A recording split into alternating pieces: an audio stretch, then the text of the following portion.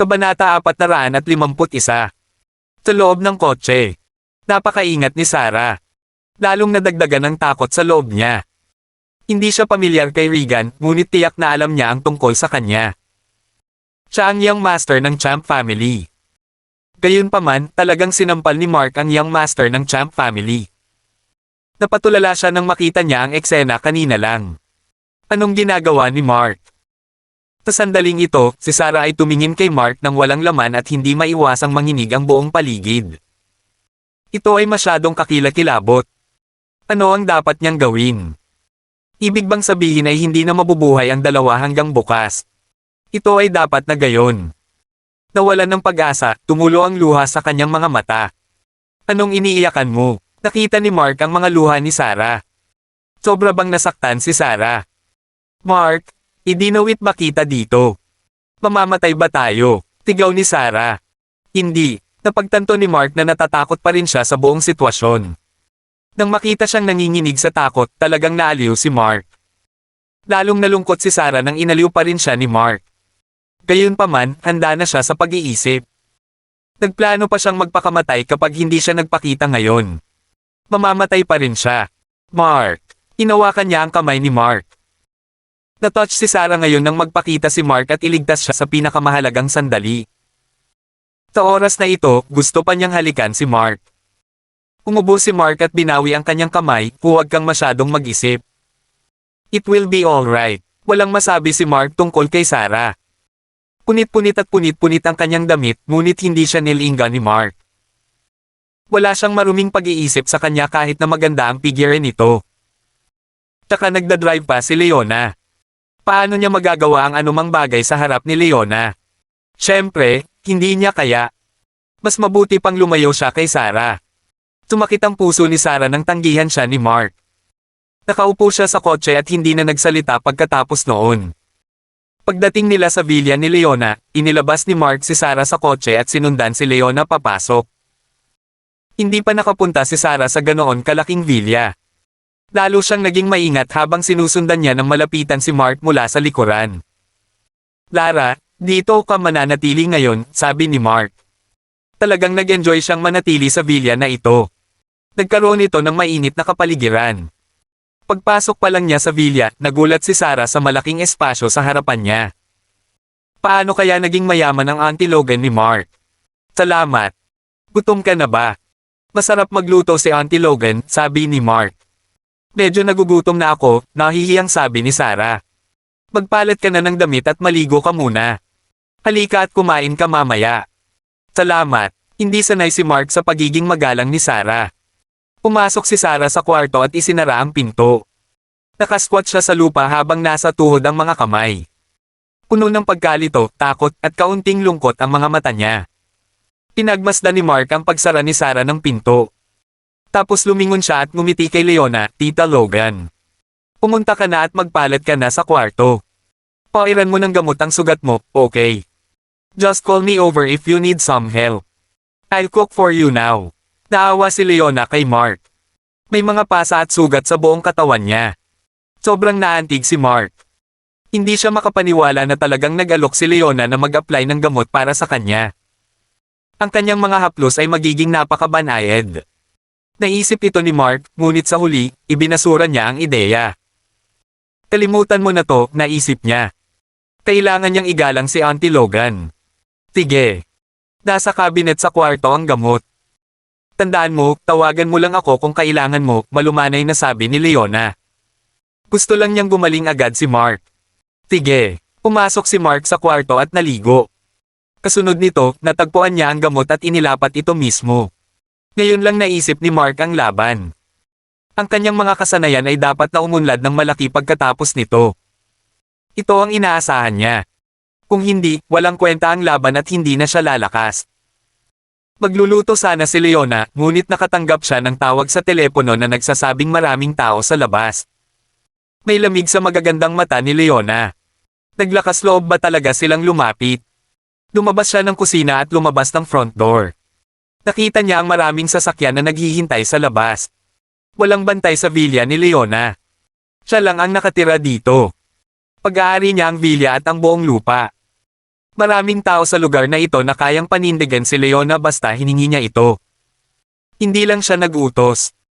At least, alam na alam ni Leona na mas makapangyarihan siya kaysa sa 4 greatest households.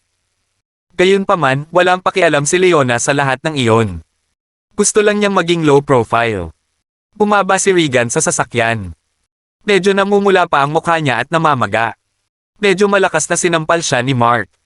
Maswerte si Regan na hindi siya na-knockout. Ito pala ay si President Logan, lumapit si Regan. Ang ganda niya talaga. Bagaman mas matanda siya sa kanya ng 10 taon, ang isang babae sa edad na ito ay nasa pinakakaakit-akit na yugto sa kanyang buhay. Siya ay halos 20 taong gulang, ngunit siya ay nahuhumaling sa kanyang kagandahan. So, anong ginagawa mo dito? Malamig ang boses ni Leona. Maliban kay Mark, ganoon din ang pakikitungo ni Leona sa lahat ng lalaki. President, wala ka namang masamang alaala diba? Tinampal ako ng lalaking kasama mo kanina. Ano sa tingin mo ang ginagawa ko dito? Bahagyang ngumiti si Regan. I see, but you can go now. Gusto pa ni Leona na ipagluto si Mark, kaya ayaw na niyang magsalita pa. Dahil nakarating na siya sa Central City, hindi niya kayang patayin si Mark, diba? Ngumiti si Regan at lumapit kay Leona, President Logan, ayoko masyado, ibigay mo na lang si Mark at ang babaeng yan. I treat you to dinner tomorrow, okay? Medyo confident siya dahil miyembro siya ng Champ family, isa sa 4 greatest households. Paanong hindi siya respetuhin ni Leona? Hindi, kailangan mong umalis dito. Malamig na sabi ni Leona. President Logan, bakit mo siya gustong protektahan? Tsaka driver mo lang si Mark. Or even your subordinate. Am I right? Humisi si Regan at ngumiti. Nakatanggap siya ng tawag sa telepono mula sa kanyang pinsan, si Cheryl Champ nang siya ay darating. Bata pa lang ay malapit na siya kay Cheryl, kaya sinabi niya rito ang bagay na ito. Kung tutusin, si Cheryl ang nakaramdam ng kakaiba at unang nagtanong sa kanya. Grabe ang reaksyon ni Cheryl. Si Regan ang paborito niyang pinsan. Kaya naman, hindi niya maiwasang magalit nang marinig niyang binugbog siya. Nang sabihin ni Regan na binugbog siya ng lalaki ni Leona, nagulat si Cheryl. Paano kaya ito? Kung tutusin, magkakilala si Leona at ang pamilya Champ. Bagamat walang koneksyon sa negosyo sa pagitan nila, hindi niya dapat binugbog ang kanyang pinsan. Matapos itong linawin ni Cheryl, nalaman niyang si Mark ang bumugbog sa kanya. Hindi ba isa si Mark sa mga nasasakupan ni Leona? Hindi ba siya ang driver niya? How dare he hit her cousin? Tinasaktan niya ang superior. Tinabi agad ni Cheryl kay Regan ang lahat ng ito. Siyempre, ikinainis nito si Regan.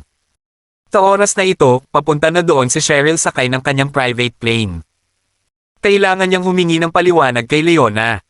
Paanong papayag si Leona na bugbugin ng kanyang nasasakupan ang kanyang pinsan? Hindi nakatiis si Cheryl. Tinabi ba sa'yo ni Cheryl ang tungkol dito? Alam ni Leona ang relasyon sa pagitan ng 4 na pinakadakilang sambahayan.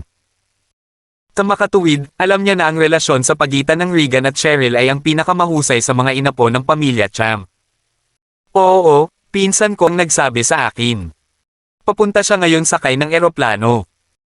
Gusto rin niyang makipag-usap ng maayos sa iyo, Presidente Logan, nakangiting sabi ni Regan. So, simple lang ngayon. Subordinate mo na lang si Mark, na dispensable. Madali kang makakakuha ng ibang subordinate. President Logan, ibigay mo na lang siya sa akin. What's the point of keeping such a person? You're wasting your resources. May nanlamig sa mga mata ni Leona, what did you just say? Sabi ko, what's the point for you to do so, President Logan? Mark is just a driver. You can hire another person easily.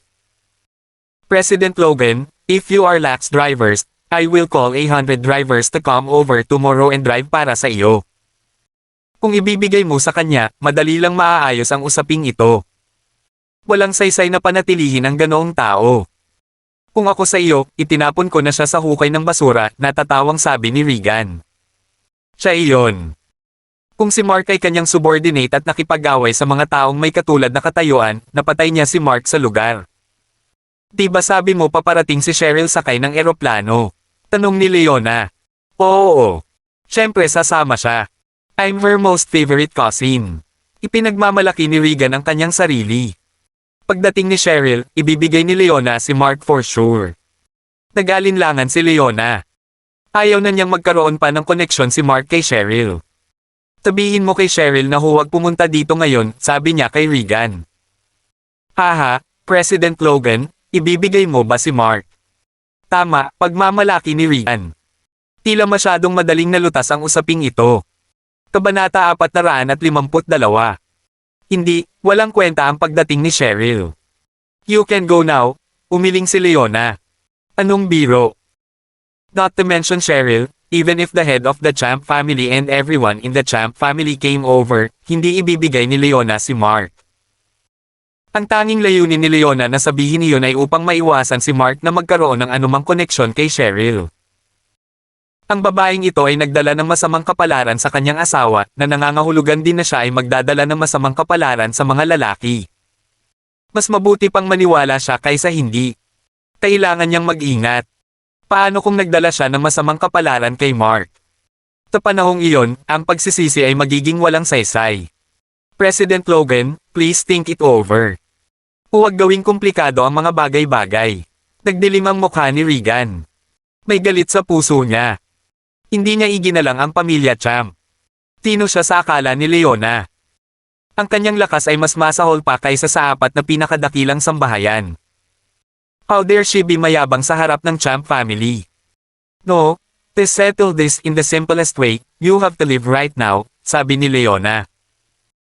Wala siyang relasyon sa negosyo sa 4 greatest households, kaya maaari siyang maging pag-alit anumang oras. Kung sinabi lang ni Mark na gusto niyang turuan ng leksyon ng pamilya Champ nang makabalik sila kanina, pupunta si Leona at haharapin ang pinuno ng pamilya Champ nang hindi na nag-aalinlangan pa. Mag-isa siyang pupunta. Kung tutusin, naranasan ni Leona ang pagpasok sa teritoryo ng higit sa 100 senaryo sa kalooban at pagpatay sa pinuno. Kung gusto ni Leona na pumunta, hindi ito magiging mahirap. Ngayon kung aalis si Regan, susundin niya ang kalooban ni Mark. Kung gusto ni Mark na sundin ang bagay na ito, gagawin ito ni Leona. Kung ayaw niyang ituloy ang bagay na iyon, walang gagawin si Leona. President Logan, do you insist to protect him? Subordinate mo lang siya, driver mo. I advise you to consider it careful. Malamig na umungol si Regan. Sa oras na ito, siya ay nagdala ng higit sa 100 mga tao, na kung saan ay napakalaki. Alam na alam niyang may iba pang tao doon bukod kay Leona. Gayunpaman, pumunta rito si Regan at ang kanyang mga tauhan na may dignidad ng pamilya Champ, paanong hindi magpakita ng paggalang sa kanya si Leona. So, wala ka namang balak umalis diba? Malamig ang mga mata ni Leona. Nasa kalagitnaan siya ng pagluluto at naghihintay pa rin si Mark ng pagkain. Ayaw talaga ni Leona na mag-aksaya ng oras doon. Hindi naman sa hindi ako aalis. Ikaw, Presidente Logan, ang hindi gumagalang sa akin. Sabi ni Regan. Ikaw. Bago pa matapos ni Leona ang kanyang pangungusap, may nakitang isang sports car. Huminto ang sasakyan sa harap ni Leona at lumabas mula rito ang isang nakamamanghang babae na medyo mahaba ang mga paa. Si Cheryl Champ iyon. Bahagyang kumunat ang noo ni Leona at napaisip bakit siya nandito kaagad. Cheryl, ngumiti si Regan at bumaling sa kanya. Napatingin si Cheryl kay Leona. Nanlamig ang kanyang mga mata at sa kanya nakita ang bakas ng palad sa mukha ng kanyang pinsan. Diyos ko! Gaano kalakas ang sampal? Nagalit bigla si Cheryl. Regan, okay ka lang. Tinignan ni Cheryl ang pinsan na may pag-aalala. Cheryl, ayos lang ako? Pero ayaw ibigay ni President Logan ang lalaki, tumingin si Regan kay Leona mula sa malayo. Well, it's okay. I'll go over and talk to her. How dare she defend the person who hit you? Hindi maitago ni Cheryl ang galit. Hinayla ni Regan ang braso ni Cheryl at sinabing, Cheryl. What's wrong? May sakit ka diba? Nalungkot si Cheryl. Huwag kang masyadong bastos kay Pangulong Logan. Nagningning ang mga mata ni Regan. Siya ang young master. Marami na siyang nakitang magagandang babae sa kanyang buhay, ngunit walang makakapantay sa kagandahan ni Leona. Kakaiba si Leona na nahuhumaling sa kanya. Anong ibig mong sabihin? Bahagyang natarante si Cheryl. Nang tingnan niya ang mga titig nito ay agad niyang naunawaan na nagustuhan ng kanyang pinsan si Leona. Sa mga tuntunin ng katayuan sa lipunan, si Leona ay kwalipikado para sa pamilyang champ. Gayunpaman, hindi sila angkop sa mga tuntunin ng edad. Si Leona ay mas matanda kay Regan. Sila ay hindi angkop sa lahat. Ako. I like President Logan. She's too beautiful, ani Regan. Na love at first sight ka kasi may pagnanasa ka sa kanya. Alam mo ba kung ilang taon na siya? Kasing edad ko lang siya, napabuntong hininga si Cheryl. I know, but she's too beautiful. I like her very much. Cheryl, huwag mo siyang masyadong ipahiya. Gusto ko pa siyang yayain sa dinner bukas, sabi ni Regan. May pagnanasa ba siya sa kanya? Oo, talagang ginawa ni Regan. Para sa isang kaakit-akit na babae tulad ni Leona, abnormal kung walang balak sa kanya ang isang lalaki. Cheryl, hayaan mo akong subukan. Hoy, makukuha mo ba siya? Medyo nagdududa si Cheryl. Hindi bababa sa hindi niya gusto ang isang mas bata sa kanya. Bukod dito, walang nang ahas na magkagusto sa kanya dahil magdadala siya ng masamang kapalaran sa kanyang asawa. Oo naman, nagtiwala si Regan. At least, naisip niya, kung hahabulin niya ng walang tigil si Leona, siguradong madadami ito sa kanya. Bahala ka kung ganoon, mamantong hininga si Cheryl. Kung tutusin, hindi niya magawang malayo kay Leona. Kung tutusin, alam niyang parang kilala ni Leona si Karen Lee, ang taong Samaire sa pamilya Allen. Naisip ni Cheryl na makakapag-usap lang siya ng maayos kay Leona sa halip na pilitin siya. Sa bagay, subordinate lang naman. Kung sinabi ni Cheryl sa kanya ng personal, malamang papayag si Leona. Lumapit si Cheryl kay Leona. Natuwa si Regan. President Logan, pakibigay naman ang taong iyon sa aking pinsan, sabi ni Cheryl. Galit na galit siya kay Mark simula noong huling pagkakataon. Inampis niya si Frida at hiniling na bayaran ang kwarto. Ang masama pa, sinabi pa niyang nanay niya si Karen. Driver lang siya. Gaano siya kahihiyang sinabi ang mga salitang iyon. Higit pa rito, sinaktan niya ang kanyang pinsan sa pagkakataong ito na hindi matiis. Kailangan niyang parusahan ng mabigat. No way. Pwede ka nang umalis, malamig ang mukha ni Leona. Hindi narinig ni Leona ang sinabi ni na Cheryl at Regan kanina, pero halatang hindi maganda. President Logan, hindi mo na kailangang gawin iyon. Driver lang siya. Kung kulang ka sa driver, I can arrange a few for you. Iabot mo siya, sabi ni Cheryl. Marky, bakit ka nasa labas? Nagugutom ka ba? Magsasalita pa lang sana si Leona nang makita niya si Mark na naglalakad palabas ng villa. Ayaw niyang makalapit si Mark kay Cheryl, kaya naglakad ito palapit dito. Auntie Logan, kumunat ang noo ni Mark. Nandito ba si Regan para sa kanya? Lumabas siya ng makarinig siya ng mga ingay sa labas, ngunit tiyak na hindi niya inaasahan ang napakaraming tao doon. Ayos lang. Yung mga sugat mo sa katawan, masakit siguro. Pumasok ka muna at magpahinga. Ipagluluto kita agad, malumanay na sabi ni Leona. Tita Logan, naantig si Mark. Malinaw, nais ni Leona na lutisin ang bagay na ito ng mag-isa. Ikaw. Halika dito, tinuro ni Regan si Mark. You dare to come out. Well, wala ka ng chance na pumasok ulit. Gumawa ng mental note si Regan. Sumulyap si Mark sa kanya at saka kay Cheryl. President Logan, ibigay mo siya sa akin. Tinitigan ni Cheryl si Mark at nakaramdam ng sobrang pagkasuklam. Nagsinungaling siya sa kanya noon at ayaw nitong makipagtalo sa kanya, ngunit ngayon ay naglakas loob siyang bugbugin ang kanyang pinsan. Ito ay isang malaking pagkakasala sa kanya, kaya dapat niyang pagsisihan ito. Siya ay isang subordinate lamang. President Logan, kailangan mong pag-isipan ito ng mabuti. Lumapit si Regan na may panunuya. So ayaw niyong umalis diba? Malamig na sabi ni Leona. President Logan, hindi mo na kailangang gawin iyon. Malaking kawalan ang mararanasan mo kung pipilitin mong protektahan siya, payo ni Cheryl. Hindi, ikaw ang daranas ng malaking kawalan. Let me tell you, hindi ko siya subordinate, kundi si Marky ko. Tita niya ako, sabi ni Leona. Iya, kumunat ang noo ni Cheryl. Kinailangan ba siyang protektahan ni Leona hanggang sa puntong kailangan na niyang magsinungaling? Galit na galit si Cheryl. Haha, President Logan, ang galing mo talagang magbiro. Di ba driver mo siya? Paano mo siya magiging tita? Tumawa si Regan. Hindi talaga magkamukha silang dalawa. Paano kaya sila magkakamag-anak? Halatang hindi naniniwala si Regan. President Logan, ano ang sinasabi mo? Galit na tanong ni Cheryl. Hindi pa ba sapat na nilinaw ko? Tita niya ako.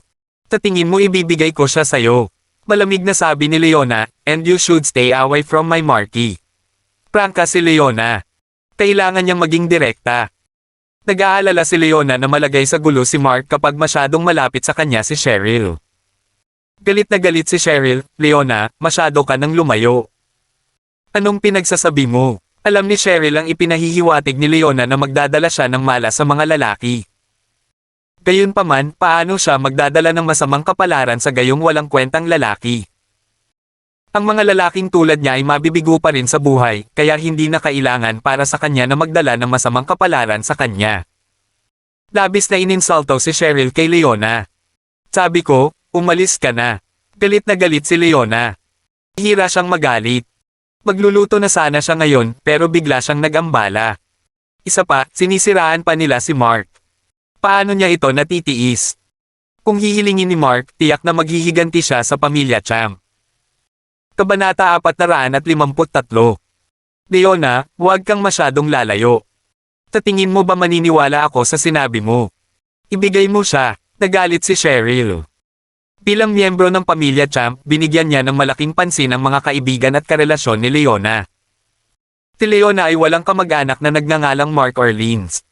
Sa tingin ko hindi mo talaga alam ang ginagawa mo. Malamig na sagot ni Leona. Of course I know. Nabugbog ng taong ito ang pinsan ko. Galit na galit si Cheryl. Ngayon lang niya gustong maghiganti agad kay Mark. Nagkibit balikat si Mark at mas ikinainis ni Cheryl. Paano pa niya maipagmamalaki ang sarili niya? Halos gusto na siyang sampilan ni Cheryl. Gayunpaman, si Mark ay masyadong tamad na abalahin siya. Dahil nilutis ni Leona ang problemang ito, kailangan na lang niyang tumayo sa likod ni Leona. Nakita niya si Leona na kakaibang kaakit-akit kapag ito ay galit. Ang katotohanan na siya ay nagalit dahil kay Mark ay nagparamdam sa kanya ng isang bagay na hindi maintindihan. Gayunpaman, mabilis niyang pinigilan ang damdamin ng may konsensya. Alam niyang kailangan niya itong igalang. Tinitigan ni Mark si Leona nang walang sabi-sabi. Napakasarap sa pakiramdam na protektahan siya ni Leona. Hindi mo alam ang lahat. I can tell you though. Napatitig si Leona kay Cheryl. Dahil ang paraan na ginamit ni Leona noong nakaraan ay hindi ganap na mapipigilan si Cheryl na magkaroon ng anumang pakikipag-ugnayan kay Mark. Ang tanging paraan na ngayon ay upang takutin si Cheryl. Pagkatapos, hindi na muling magpapakita si Cheryl sa harapan ni Mark. Kung hindi ka aalis ngayon, pupunta ako sa bahay ng pamilya Champ. Malamig na sabi ni Leona. Kailangan niyang gawin ito. Ibig mong sabihin gusto mong sunugin ang mga tulay kasama ang pamilya Champ. Dahil lang sa nasasakupan mo. Galit na galit si Cheryl. I told you that he is not my subordinate. I have to cook for my Marky. Kung patuloy kang manggulo dito, kikilos ako. Walang ganang sabi ni Leona at tumalikod. Hindi na malamig ang mukha niya. Ngumiti siya kay Mark at sinabing, Marky, pasok na tayo at ihanda ang mga pagkain. Nagkibit balikat si Mark. Nagugutom na rin siya. Hindi na niya kailangang ipagpatuloy ang pakikipag-usap sa mga taong ito. Tinundan ni Mark si Leona sa villa. Nagulat si Regan na si Cheryl ay talagang hindi gumawa ng anumang aksyon buong oras. Cheryl, nadama ni Regan ang labis na pagkakamali. Paanong hinayaan ng pinsan niya si Mark na umalis ng ganun-ganun lang? Akala ni Regan magagalit si Cheryl. Malamig ang mga mata ni Cheryl. Nairita siya sa sinabi ni Leona. Dati-rati, tiyak na magiging kalaban niya si Leona on the spot. Gayunpaman, nag-alinlangan siya sa pagkakataong ito. Ang dahilan kung bakit siya nag-alinlangan ay hindi para sa anumang bagay, ngunit dahil kay Karen Lee, ang maaaring sirain ang pamilya Allen. Ano ang relasyon ni Leona at Karen? Ito ay isang bagay na kailangang alalahanin ni Cheryl. Kung talagang may relasyon sila, dapat maging maingat ang pamilya Champ. Don't worry, Regan. I'll handle this matter for you, pag-alo ni Cheryl sa kanya. Cheryl, bakit ka natatakot kay Leona? Tinabi ko lang na wag mo siyang ipahiya, pero hindi ko naman sinabing tiisin mo siya ng ganito. Hindi maintindihan ni Regan. Sa katunayan, ang kanyang pinsan ay kilalang kilala sa kanyang mainit na ugali. Akala pa niya ay hindi na mapipigilan ni Cheryl na sampilan si Leona ngayon lang. Siya ay nag-aalala tungkol dito sa buong oras. Gayunpaman, sa bandang huli, nagkunwaring hindi narinig ng kanyang pinsan ang malupit na salita ni Leona. Paano niya hahayaan na bumalik si Leona kasama si Mark? Hindi iyon ang dahilan. Nag-aalala ako na baka may iba pang umaatres kay Leona, maingat na paliwanag ni Cheryl. Someone else. Sino kaya iyon? Mayroon bang makakapidyo sa pamilya Champ? Lalong naguluhan si Regan. Sa katunayan, mayroon na siyang ideya na samantalahin ang kapangyarihan ng kanyang pamilya para pilitin si Leona na makasama siya. Akala niya madali para sa kanya na gawin iyon. Gayunpaman, ang kanyang pinsan ay walang sinabi hanggang ngayon. Naging balisa si Regan. Alam mo namang nawasak ang pamilya Allen, di ba? Ipinahiwatig ni Cheryl. Cheryl, what do you mean? Do you mean ang pamilya Allen ay nawasak ni Leona? Ngumisi si Regan. Kahit na gusto niya si Leona, naisip niya pa rin na katawa-tawa ito. Kung talagang ganoon kalakas si Leona, bakit hindi kasama sa 4 greatest households ang pamilya Logan? Ito ay makapagpapatunay lamang na si Leona ay hindi kasing lakas kumpara sa kanila. Kaya imposible para sa kanya na lipulin ang pamilya Allen. Hindi, nalaman ko ang tungkol sa babaeng Samire sa pamilya Allen. Dapat ay isang babaeng nagngangalang Karen Lee, at kilala siya ni Leona. Karen Lee. Bakit hindi ko narinig? Cheryl, nagkamali ka ba? Kumunat ang noo ni Regan. Masyadong kakaiba ang pangalang ito para sa kanya. Siyempre, alam niya na ang pamilya Allen ay nabura, ngunit sila ay nabura sa pamamagitan ng ilang mga pangalan na hindi pa niya narinig. Parang imposible iyon. Hindi dapat mali, umiling si Cheryl. So, concern ka dito? Tanong ni Regan. Well, what if Leona has a good relationship with Karen? It might be risky for we to go against her the hard way, maingat na pag-iisip ni Cheryl. Kung hikayatin ni Leona si Karen at maging masungit sa pamilya Champ, magiging malaking problema para sa kanilang lahat. No way, I haven't heard about Leona knowing any Karen at all. Hindi pa rin kumbinsido si Regan. Nakaramdam siya ng inis na binitawan si Mark ng ganon-ganon lang. Hindi siya nakatiis. Regan, kailangan mong mag-ingat. Nararamdaman mo pa ba ang sakit? Ihahatid na kita sa hapunan, nais ni Cheryl na umalis muna sa lugar na ito. Cheryl, look at my face, tinuro ni Regan ang mukha niya na may tatakpan ng palad. Sayang, Regan. Sandali, papasok ako at kakausapin ko siya. Walang choice si Cheryl kundi ang gawin iyon dahil hindi niya kayang tiisin ang sarili niya. Sa puso niya, hindi siya naniniwala na tatawagan ni Mark si Leona bilang Auntie Logan. Wala silang kinalaman sa isa't isa. Lahat sila ay bongga. Marahil ay sinubukan niyang ipahiwatig na mayroon siyang isang misteryosong figure tulad ni Karen sa likod niya. Sige, mag-iingat ka, Cheryl. Hihintayin kita dito. Natuwa si Regan na inaalagaan pa rin siya ng kanyang pinsan. Kumatok si Cheryl sa pinto ng villa at sa pagkakataong ito, si Mark na ang nagbukas ng pinto. Si Leona ay naghahanda ng kanilang mga pagkain. May iba pa ba? Nagkibit balikat si Mark at tumingin kay Cheryl. You're not qualified to talk to me. I'm looking for Leona, sabi ni Cheryl na may galit sa mga mata. Hinahanap mo si Auntie Logan. Walang pakialam na tanong ni Mark. Auntie Logan. Wala ka bang kahihiyan? Minsan mo nang sinabi na si Karen ang nanay mo, di ba? Ngayon sasabihin mo na tita mo si Leona. Hindi ka makapaniwalang walang hiya. Hindi maitago ni Cheryl ang galit. Hindi pa siya nakakita ng ganoong kasenggit na lalaki. Paano siya nagsinungaling ng buong kumpiyansa? Nagsisinungaling pa siya sa sarili niya. Sobra na iyon. Anak talaga ako ni Karen, kibot balikat ni Mark. Dahil nagbago na si Leona, wala na siyang dapat itago ngayon. Tsaka kung hindi dahil kay Leona noong nakaraan, matagal nang alam ni Cheryl na anak siya ni Karen. Nakakahiya ka, tinulak ni Cheryl si Mark palayo. Ayaw niyang makakita ng ganoong tao kahit isang segundo lang. Anong ipinagmamalaki mo? Sasaluhin kita. Tinaktan mo ang pinsan ko at hinding-hindi ka makakatakas dyan. Walang makakapagtanggol sa iyo. Inis na inis talaga si Cheryl. Hindi pa siya nagalit ng ganito sa buhay niya. Mas gugustuhin niyang bigyan si Leona ng 10 milyon, 50 milyon, o kahit 100 milyon para maibigay ni Leona ang lalaking ito sa kanya. Kailangan niyang makuha ang lalaking ito. O talaga, ngumisi si Mark. Kamakailan lang ay nalaman niya ang tungkol sa pamilya Champ at wala siyang balak na guluhin ang mga ito. Gayunpaman, kung may pumilit sa kanya, hindi niya ito matitiis. Sigurado ka ba dyan? Nakangiting sabi ni Mark. I'm sure. Let me tell you, nakapagdesisyon na ako. I will give Leona a sum of money as compensation and take care of her ego. She just have to request it. All I want is you only. Inis na binitawan ni Cheryl ang mga salita. Siya ay tunay na naiinis sa kanya. You are so generous. Siguradong napakayaman ng pamilya Champ mo. Tumawa ulit si Mark. Ignorante ka. Hindi mo maiisip ang yaman ng pamilya Champ. Ang mga basurang tulad mo ay hinding-hindi makakapantay sa klase ng pamilya natin magpakailanman. Malamig na sabi ni Cheryl. Siya ay lubhang galit na galit sa ngayon.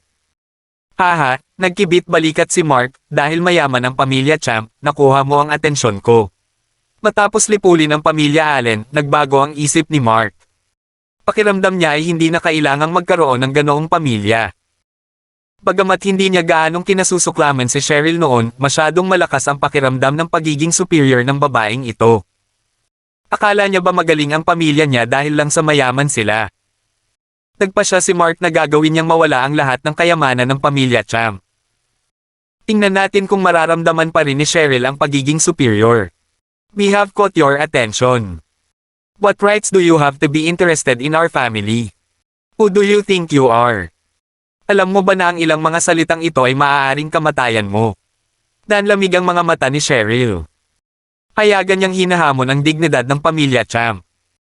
Ang ibig niyang sabihin ay interesado siya sa yaman ng pamilya Champ. Hahaha. Ngumuso si Cheryl kay Mark. Paano nasabi ng walang kwentang lalaking ito na interesado siya sa yaman ng Champs? Ito ay katawa-tawa. I don't know. Anyway, I am interested now. Let the Champ family know to get ready for it, nagkibit balikat Mark. Idiot ka ba? Hindi napigilan ni Cheryl na magmura. Gaano siya katanga para magsabi ng mga ganyang salita? Ito ay ganap na isang pahayag na ginawa ng isang hanggal. Sa paningin ko, isa kang tanga. Umuwi ka na at humanda ka dito, poker face na sabi ni Mark. So interesado ka sa yaman ng Champ family ko, right? Okay, I'll see how you can take it, naiinis na sabi ni Cheryl.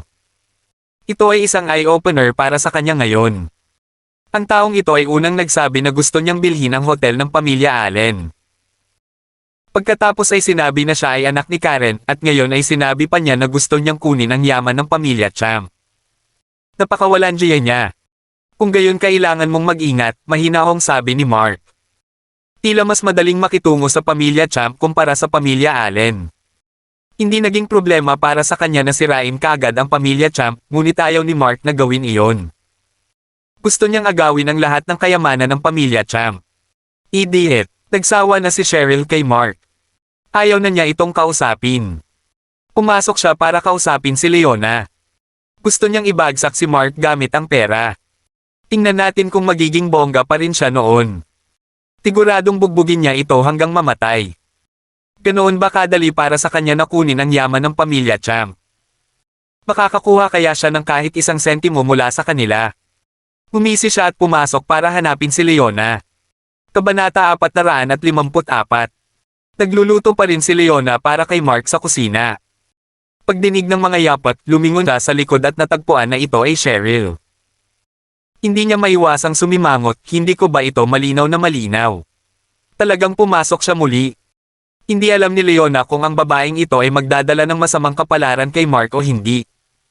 Gusto kong talakayin ito sa iyo. Mag-alok ng isang presyo, hindi ako mag-bargain para dito, at pagkatapos ay hayaan mo akong ilayo siya. Tiwala si Cheryl. Hindi ba nais ni Leona na i-save ang kanyang sariling mukha? Ibibigay ito ni Cheryl sa kanya. Gagamitin ni Cheryl ang lakas ng pera. Ito ay sapat na magalang para kay Leona. Walang maraming mga tao na maaaring makakuha ng pera mula sa pamilya ng Champ. Ito ay isang malaking karangalan. Isang presyo. Lahat ng pera ng pamilya ng iyong champ ay hindi sapat upang bumili ng isang strand ng aking marquee. Nakukuha mo ba ito? Malamig na sinabi ni Leona. Hindi interesado si Leona sa yaman ng pamilya ng champ. Isinasaalang-alang na si Mark ay anak ni Karen at din ang nag-alis ng kanyang unang halik. Paano may lalagay ni Leona ang isang presyo para sa kanya? Leona, huwag masyadong lumayo. Nakaramdam si Cheryl. Maging si Leona ay tila walang kahihiyan sa kanya ngayon. Paano masasabi ni Leona na ang pera ng pamilya ng champ ay hindi nagkakahalaga kahit isang solong strand ng buhok ni Mark? Oo, totoo ito. Ang hindi alam ni Cheryl ay ang kayamanan ng kanyang pamilya ay wala kay Karen. Pagkatapos ng lahat, si Karen ay may mga negosyo sa buong mundo. Ang kanyang mga pananaw sa negosyo ay hindi magkatugma ng pamilya ng champ. Magluluto ako ngayon, huwag mo akong abalahin. Lumabas ka. Inutusan ni Leona si Cheryl na umalis. Galit na sinulyapan ni Cheryl si Leona. Siya ay may hinihimok na sabihin, kung hindi ito para kay Karen, ano ka? Ang aming pamilya ng kampyon ay makakahanap ng mga paraan upang puksain ka. Gayunpaman, hindi niya ginawa at hindi niya ito masabi ng malakas. Nagpa siya siyang makahanap ng ibang paraan. Siya snort at strode out arrogantly. Nagkibit balikat si Mark at isinara ang pintuan. Marky, handa na ang hapunan.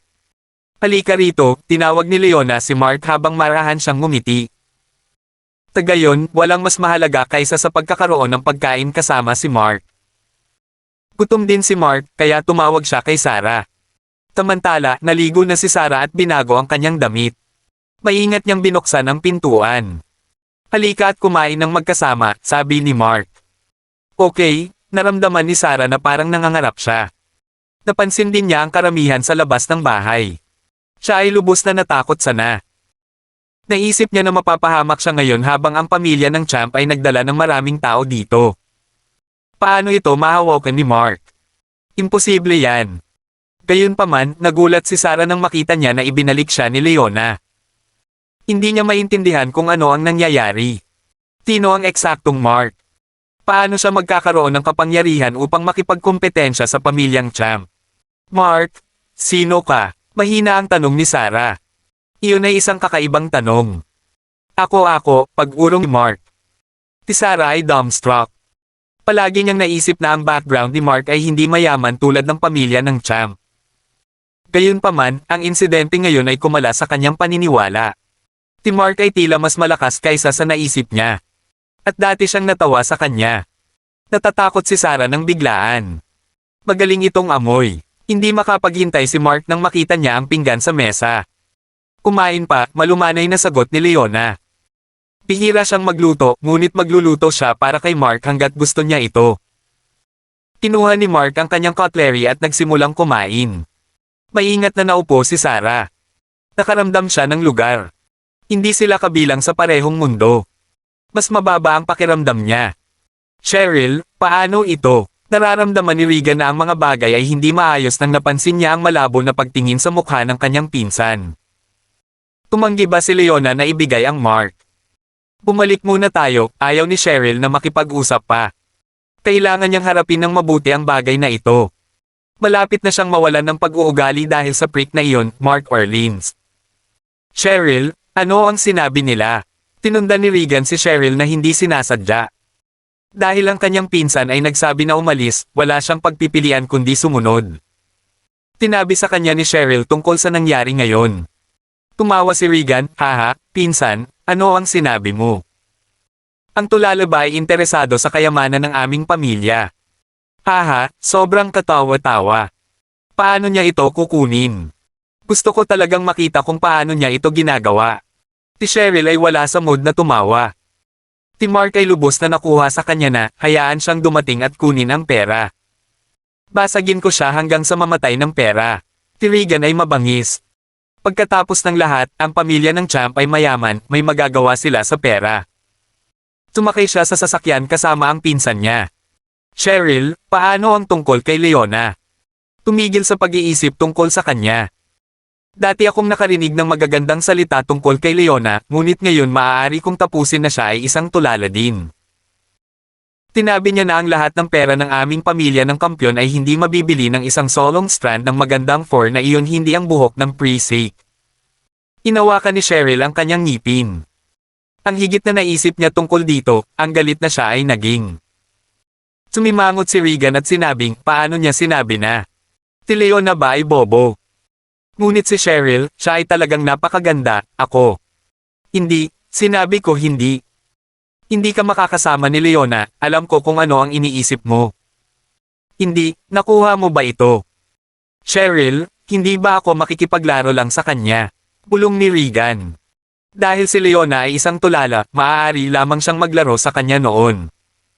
Ano ang sinabi mo? Si Cheryl ay nagagalit, Regan, dapat mong igalang ang mga kababaihan. Kahit gaano pa ang babaeng ito, kailangan mo pa ring respetuhin siya. Si Regan ay hindi nagsasalita, alas, huwag nating talakayin ito. Bumalik muna tayo. Tandaan, kinamumuhian ko ang mga tao na niloloko ang mga kababaihan. Kahit na pinsan ko, hindi mo rin magagawa iyon. Nakuha ito, umuwi na tayo, sagot ni Regan, ngunit sa kanyang puso, nahuhumaling na siya kay Leona. Dapat niyang makita sa pamamagitan ng napakagandang babae. Okay, bumalik tayo at malaman ito. Huwag kang mag-alala, hindi ko hahayaan kang masaktan ng walang kabuluhan, lalo na kung binugbog ka ng tulala na iyon, ang titig ni Cheryl ay naging mabisyo. Salamat, Cheryl. Nakahinga si Regan. Nakatiyakan ni Cheryl, hindi ito magiging isang problema. Kailangan lang niyang maghintay upang pahirapan si Mark. Ito ay magiging kawili-wili pagdating ng oras. Sa pamamagitan ng paraan, Cheryl, hindi ka ba magpakasal? Kahit papaano, dapat kang pumunta para sa isang petsa, talagang nababahala sa kanya si Regan. Pagkatapos ng lahat, siya ang kanyang pinsan. Pinaawa niya si Cheryl minsan. Matapos lumipas ang kanyang asawa, wala siyang ibang lalaki. Napakaganda pa rin niya sa isang perpektong figurette, ngunit walang taong nang ahas na makalapit sa kanya. Tumigil sa pag-uusap tungkol doon, sigaw ni Cheryl. Dadalhin niya ang masamang kapalaran sa kanyang asawa. Sino ang maglakas loob na makasama niya? Lahat ng mga duwag na ito. Tumahimik si Regan at pinag-isipan kung sino ang magiging matapang na ituloy ang kanyang pinsan. Itinaas niya muli ang tanong sa kanya. Sa oras na ito, sumimangot si Cheryl at nasnap, paano mo ako pinag-uusapan ng paksang ito sa akin? Manahimik ka. Oo, tumawa si Regan. Matapos ni Mark ang kanyang punan, nagpatuloy si Leona upang linisin ang pinggan habang si Sarah ay bumalik ng maingat sa silid upang magpahinga. Bumalik si Mark sa silid at tumawag sa telepono kay Bettina Bernard. Hoy, Bettina, nais kong habarin ang isang pamilya ng lahat ng kanilang kayamanan. Kabanata 455. Medyo nagulat si Bettina, ngunit tiyak na makikinig siya sa utos ni Mark. Young Master, saang pamilya mo gustong gawin iyon? Ang pamilyang Champ, isa sa 4 na pinakadakilang sambahayan. Sabi ni Mark. Alam ni Mark na ang pagsira sa pamilya Champ ay magiging mas mahirap kaysa sa pagpuksa sa kanila. Gayunpaman, ito ay maaaring magparamdam kay Cheryl na unti-unting nawawala ang yaman ng kanyang pamilya. Gustong makita ni Mark kung paano pa rin siya nakakaramdam ng napakahusay. Naisip ni Mark na hindi magiging problema ang gawin iyon sa kapangyarihan ng kanyang ina. Ang pamilya Champ. Mahirap ba? Tanong ni Mark. Young Master, kung iyan ang gusto mo, siguradong hindi mahirap, nakangiting sabi ni Bettina. Bihira siyang ngumiti. Ito ay hindi mahirap sa lahat. May impluwensya si Karen sa buong mundo. Inamin ni Bettina na magtatagal ang isang pamilya upang mawala ang kanilang kayamanan kumpara sa pagpuksa ng isang pamilya. Para sa huli, ang kailangan lang nilang gawin ay salakayin ang base ng pamilya. Great! Gusto kong gawing bangkarota ang pamilya Champ. Sabi ni Mark. Okay. Pero, Young Master, paano mo gustong mangyari iyon? Anong mga pamamaraan ang mayroon ka? Isa o dalawang ideya lang ang mayroon si Mark. Dahil dinala ito ni Bettina, gusto niyang makinig sa mga opinyon nito. Ang pinakasimpleng paraan ay upang sugpuin ang lahat ng negosyo ng pamilya Champ, ngunit magtatagal ito. Ang direktang paraan ay alamin ang kanilang butas at pagkatapos ay i-target ito. Sabi ni Bettina. Pinag-isipan ito ni Mark. Siya ay pipili para sa direktang paraan para sigurado. Kung pipiliin niyang sugpuin sila, ang kayamanan ng pamilya Champ ay maaari pa ring hayaan silang manatili sa loob ng ilang taon. Si Mark ay walang pasensya na maghintay ng ganoon katagal. The sooner the better, naisip niya. Gusto niyang mabilis na maglaho ang pakiramdam ng pagiging superior ni Cheryl. Okay, young master, aayusin ko ang impormasyon ng pamilya Champ at gagawin ko ang sinabi mo simula bukas, sabi ni Bettina. Si Karen ay may mga espesyal na sentro ng impormasyon sa buong mundo na maaaring mangolekta ng data sa bilis ng kidlat. Napansin ni Mark na gumagabi na. Well, let's start tomorrow. Bettina, you should go rest early. Sige, pinaba ni Bettina ang telepono. Medyo nagulat siya nang hiniling siya ng young master na matulog ng maaga. Ipinakita ba niya ang kanyang pagmamalasakit sa kanya? Napangiti ng bahagya si Bettina. Pinaba na rin ni Mark ang telepono. Kasabay nito, narinig niyang naglinis na si Leona ng mga pinagkainan sa kusina. Lumabas si Mark para mag-goodnight kay Leona. Medyo matagal na siyang hindi nagstay sa villa, pero parang homely pa rin siya doon. Tita Logan, magandang gabi po.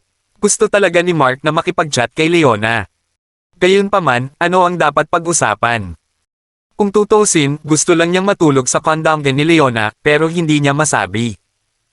Bagamat walang masamang iniisip si Mark, komportable lang siyang makasama si Leona. Binigyan niya siya ng pakiramdam ng init at lamang. Tutal, malumanay at kaaya-aya ang boses ni Leona. Gayunpaman, nasa Central City na sila. Magagawa pa kaya nila ito? Saan ka pupunta? Tahimik na naglakad si Leona. Ingat kay Black Rose. You have to stay with me. Halika at dito ka matulog. Pinalak ni Leona na hayaang matulog si Mark sa anumang silid na gusto niya, ngunit kailangan niyang manatili kay Mark. Paano kung maglunsad ng sneak attack ang Black Rose? Nagulat si Mark, Tita Logan, saan? Kwarto mo ba o kwarto ko? It doesn't matter. Bahala na, ani Leona. Gusto talaga ni Mark na matulog sa kwarto ni Leona. Pagkatapos ng lahat, sa huling pagkakataon na pumasok si Mark sa silid ni Leona, naisip niya na ang silid nito ay may kaaya-ayang amoy. Ito ay magiging ganap na komportable na manatili dito. Gayunpaman, kung sinabi niyang gusto niyang manatili sa silid ni Leona, ano ang iisipin ni Leona? Nagpasya siyang kalimutan ito. Tita Logan, punta na tayo sa kwarto ko, sabi ni Mark. Okay. Let me get things ready and come over in a while, nakangiting sabi ni Leona at pumunta sa kanyang kwarto. Medyo natarante si Mark. Kakaiba ang pakiramdam. Hindi nagtagal pagkatapos bumalik si Mark sa kanyang silid, pumasok si Leona sa pintuan. Nagpalit siya ng maluwag na kasuotang pang sports, ngunit hindi nito naitago ang kanyang magagandang kurba. Have a good night's sleep, Marky, umupo si Leona sa sofa. Nag-alinlangan si Mark at lumapit, Tita Logan, pwede ba akong matulog dito? Bakit? Hindi ba mas komportable ang kama? Bakit sa sofa mo gustong matulog? Medyo nagulat si Leona. Tita Logan, huwag po sana kayong magalit kapag sinabi ko sa inyo, nauutal na sabi ni Mark.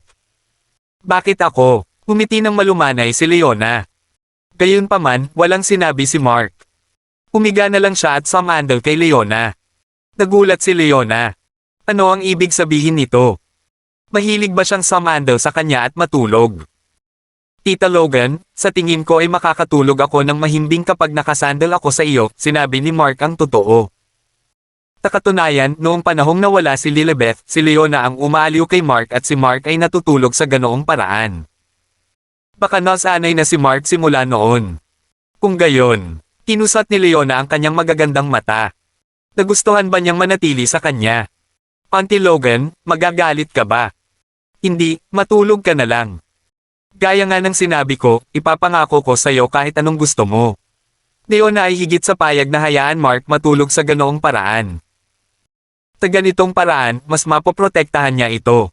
Sa katunayan, masarap din ang pakiramdam ni Leona na manatili kay Mark ng ganito. Ang hindi niya inaasahan ay si Mark ang nagkusa na sumandal. Para lang siyang bata, naisip niya. Auntie Logan, I can't fall asleep. Let's have a chat. Tinitigan ni Mark si Leona, head resting on her lap. Napayuko si Leona at nagtama ang kanilang mga mata. Okay, Marky. Anong gusto mong pag-usapan? Tita Logan, may boyfriend ka na ba? Tanong ni Mark. Random topic lang ang naisip niya. Si Leona ay maganda mula noong siya ay bata. Marahil, marami na siyang hinahangaan mula noong kindergarten. Hindi, sagot ni Leona. Nagka-boyfriend ka na ba? Patuloy na tanong ni Mark. Hindi, umiling si Leona. Bakit? Nagulat talaga si Mark na hindi pa nagka-boyfriend si Leona. Nakakaloka. Hindi yun naisip ni Mark noon. Dapat ay nasa isang relasyon siya kahit sa kolehiyo, ngunit hindi. Ayoko. Pakiramdam ko. Ayoko, sabi ni Leona sa malambing na boses. Ang hindi alam ni Mark ay hindi nagkolehiyo o nag-aral ng high school si Leona. Nagsimula siyang magtrabaho mula pa noong bata pa siya. Nakuha niya ang kaalaman na mayroon siya ngayon ng dahan-dahan pagkatapos niyang magsimulang magpatakbo ng mga negosyo. Samantala, ang kanyang karakter at kagandahang asal ay ang kanyang likas na ugali. Ayaw mo, tumawa si Mark. Nagulat si Leona, bakit ka tumatawa? Bakit ayaw kong magka-boyfriend? Siyempre gusto niyang tumawa. Gaano ba kaaksaya si Leona na manatiling single hanggang ngayon? Habang nakatitig sa labi nito, hindi napigilan ni Mark ang sarili na magtanong, may first kiss ka pa ba, Auntie Logan? Ha? Si Leona ay naging awkward sa isang segundo. Ako ba? Hindi. Inalis mo, isip ni Leona sa kanyang puso. Gayunpaman, hindi alam ni Mark ang tungkol dito. Hindi, sabi ni Leona. I'm sorry to ask these questions, nagtataka si Mark kung ano ang silbi ng pagtatanong niyan. Gayunpaman, nang mabalitaan niyang nawala ang unang halik ni Leona na matagal ng single, medyo nadismaya pa rin siya. Sino ang taong nagtanggal ng unang halik ng isang perpektong babae? It's okay. We can talk about anything. Si Leona ay hindi isang bukas na pag-iisip na tao, ngunit hindi niya iniisip na talakayin ang mga naturang paksa kasama si Mark. Gayunpaman, hindi napigilan ni Leona ang sarili na magsalita tungkol sa anumang bagay na sexual. Madali siyang mapapahiya at magiging awkward ang mga bagay-bagay. Si Leona ay walang asawa sa loob ng 30 taon. Wala siyang pagnanais para doon at ang buhay ay nagpatigil sa pag-iisip tungkol dito. Pagkatapos lamang niyang makilala si Mark ay sa wakas ay nagkaroon na siya ng isang tao sa kanyang puso. Ang tanging bagay na nais niyang gawin ay alagaan siya at tuparin ang lahat ng kanyang mga gusto at pangangailangan. Hanggat maayos si Mark, magiging kalmado siya. Wala na siyang ibang iniisip. Masasabing si Leona ay isang babaeng mas pinahahalagahan ng espiritual na mga pangangailangan kaysa sa material at pisikal. Noong sinaunang panahon, ito ay tinatawag na espiritual na relasyon. Nakahinga ng maluwag si Mark. Akala niya magagalit si Leona. Tila maipagpatuloy niya ang paksang ito. Curious siya kung sino ang nag-alis ng first kiss niya. Tita Logan, pwede ko bang ituloy ang pagtatanong? Ano ang susunod mong itatanong? Napahiya si Leona. Kailangan ba niyang pag-usapan ang paksang iyon? Hindi niya alam kung paano ito kakausapin dahil hindi naman siya ganoong tao. Sino ang kumuha ng iyong unang halik? Tabik na malaman ni Mark. Natigilan si Leona. Ikaw pala, Dumbo, nakangusong sabi niya sa kanyang puso. Gayunpaman, hindi niya ito masabi ng malakas. Ano kaya ang mangyayari kung sasabihin niya iyon sa kanya? Sa makatuwid, sumagot si Leona, isang napaka-espesyal na tao. Forget what they doing, keep on doing.